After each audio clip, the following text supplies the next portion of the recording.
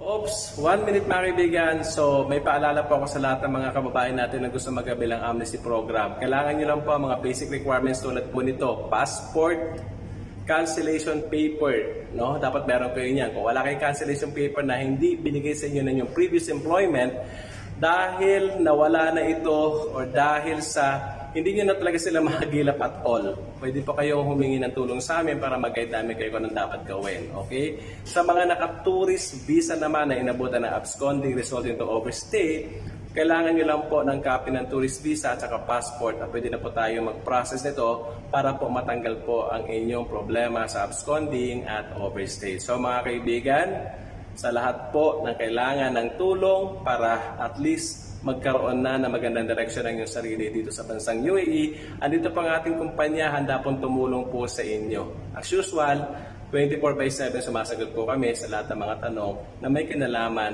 sa inyong absconding and overstay. Ulitin ko po, dapat mayroong passport, may cancellation paper, at mayroong tourist visa copy kung ikaw ay turista na nakasuhan ng absconding. Yun lang po. Maraming salamat again and have a wonderful day to everyone.